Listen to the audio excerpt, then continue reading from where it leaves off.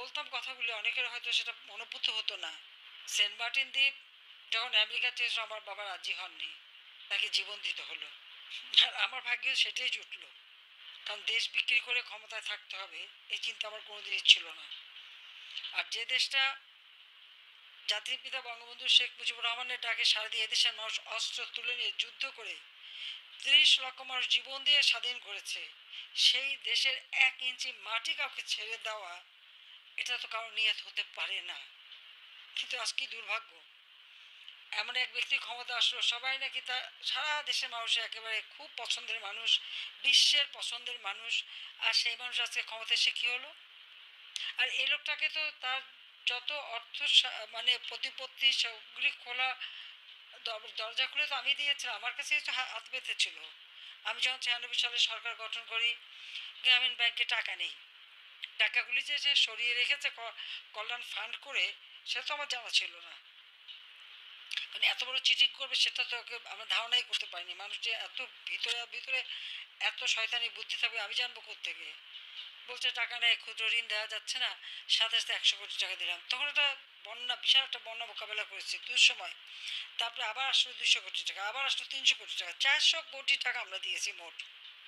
সে টাকা কিন্তু কোনো হদিস নাই। আমাকে বলা হলো গ্রামীণ ফোন এটা ব্যবসাটা দিলে পরে আমি যখন সমস্ত অ্যানালগ ফোনকে ডিজিটাল করা মোবাইল ফোন উন্মুক্ত করে দিলাম টেন্ডারে, যে যে কটা কোম্পানি চাই আমি দিয়ে দেবো, মানুষের হাতে হাতে থাকবে। ডক্টর ইউনুসকে একটা দিয়ে দিলাম, কেন তিনি প্রতিদিন আমার কাছে ধর্ণা দিতে, আমি দিলাম। সেটাও তো সে বলতে গেলে ওখান থেকেই টাকা বানিয়ে কিন্তু মেরে খেলো।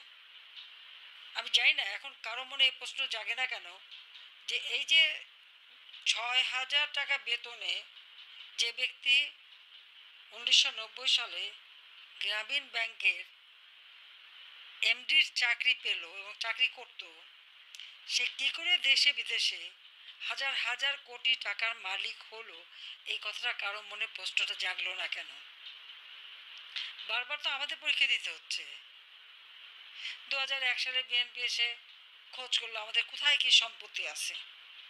খোঁজ করতে করতে মজার ব্যাপার হলো যে আমেরিকায় এফবিআই খুঁজে বের করলো তারেক জিয়ার দুর্নীতি, সেই সিমেন্সের কাছ থেকে টাকা খাওয়া, খালেদা জিয়ার নাইকোর দুর্নীতি, এবং এফবিআইয়ের লোক কিন্তু এসে তারেক জিয়ার বিরুদ্ধে সাক্ষী দিয়ে গেছে।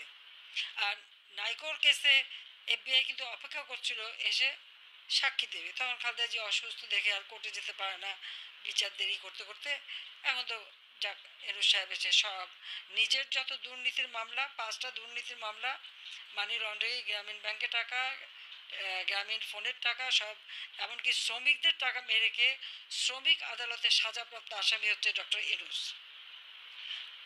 চলে চলে মাসতুতো ভাই, এবং ক্ষমতা এসে যত দুর্নীতির মামলা ছিল সব বাতিল করে দিল, নিজেরটাও করলো, বাকিদের করলো। আর যেহেতু সে ক্ষমতাটা দখল করেছে জঙ্গিদের সহায়তায়, সন্ত্রাসীদের সহায়তায়, যে সমস্ত জঙ্গিরা, এমনকি বিভিন্ন আন্তর্জাতিক ক্ষেত্র যারা নিষিদ্ধ, যাদেরকে হাত থেকে বাংলাদেশের মানুষকে আমরা রক্ষা করেছিলাম, জঙ্গি হামলা, একটা মাত্র হামলা হওয়ার পরেই আমরা কঠোর ব্যবস্থা নিই, অনেকে গ্রেপ্তার হয়, বন্দি থাকে, সবাইকে মুক্ত করে দিল, জেলখানা খালি, যত জঙ্গি সন্ত্রাসী খুনি সব ছেড়ে দিল। এখন বাংলাদেশ সেই জঙ্গিদের রাজত্ব, সেই জঙ্গিদের উপর নির্ভর করেই, তাদেরকে ব্যবহার করে, এবং আমাকে আর রেহানাকে হত্যার চক্রান্ত করেই ইউনূস কিন্তু ক্ষমতা দখল করলো। আর ক্ষমতা এসে আওয়ামী লীগের যত নেতা কর্মী এবং সহযোগী সংগঠনের নেতাকর্মী, মুক্তিযোদ্ধা, 14 দলীয় নেতা, তাদেরকে গ্রেপ্তার। আর মামলার তো কোনো সীমা পরিসীমা নাই, লক্ষ লক্ষ মামলা হয়ে গেছে আমাদের বিরুদ্ধে, আমার নিজের বিরুদ্ধে তো প্রায় 450-র মতো মামলা, আর সব খুনের মামলা। অবশ্য খুনের মামলা আবার অনেকে জীবিত হয়ে ফিরেও আসছে, অনেকে ফিরে চলে আসছে, জীবিতরা তাজা হয়ে চলে আসছে, কেউ বিয়ে করলো, কেউ বক্তৃতা দিচ্ছে, কেউ কাজ করছে, এটাই হচ্ছে তার মামলার নমুনা। এইভাবেই সবাইকে হয়রানি করা। শুধু তাই না, আমাদের দেশের সমাজের প্রত্যেকের উপর হামলা, যেভাবে পুলিশ হত্যা করেছে, 15ই ফেব্রুয়ারি থেকে যে হত্যাকাণ্ড শুরু করলো এবং অগ্নিসংযোগ শুরু করলো এই ইউনূস বাহিনী, তারই নির্দেশে। এটা তো সে নিজেই বলেছে, তার মাস্টার মাইন্ড দ্বারা করা মেটিকুলাস ডিজাইন। আন্দোলনে, ছাত্র আন্দোলনের কোনো লিডার ছিল না, কেউ ছিল, সবই উনি একেবারে সূক্ষ্মভাবে পরিকল্পনা করে মেটিকুলাস ডিজাইন করে মাস্টার মাইন্ড দ্বারা সংগঠিত করেছে। তাহলে 15ই ফেব্রুয়ারি থেকে যত হত্যাকাণ্ড, পুলিশকে হত্যা করা, আওয়ামী লীগ নেতাকর্মী, সাংস্কৃতিক কর্মী, সাংবাদিক, আইনজীবী, যতগুলি হত্যাকাণ্ড তার দায় দায়িত্ব তো ইউনূসের উপরে পড়ে। হত্যা করলো যারা, তাদেরকে দিল দায় মুক্তি, আর মামলা হলো সব আওয়ামী লীগের বিরুদ্ধে।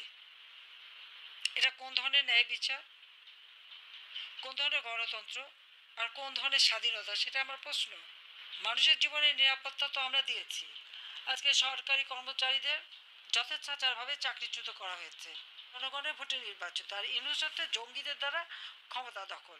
আজকে জঙ্গিদের সহায়তায় যারা ক্ষমতা দখল করে, সেই ইউনূস, সে আওয়ামী লীগকে নিষিদ্ধ করায়, তা সে সিদ্ধ হলো কিভাবে?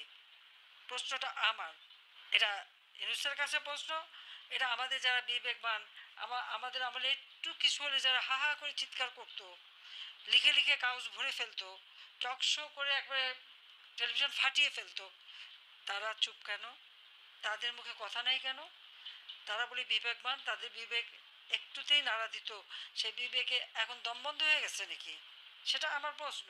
এই যে এতগুলি হত্যাকাণ্ড হলো, তাদের দায় মুক্তি কেন দেওয়া হলো? কেন বিচার হবে না? পুলিশ কেন তার, যাদের হত্যা করলো তার পরিবার কেন বিচার পাবে না? আওয়ামী লীগের যে সমস্ত নেতাকর্মীদের দিনের পর দিন হত্যা করে যাচ্ছে,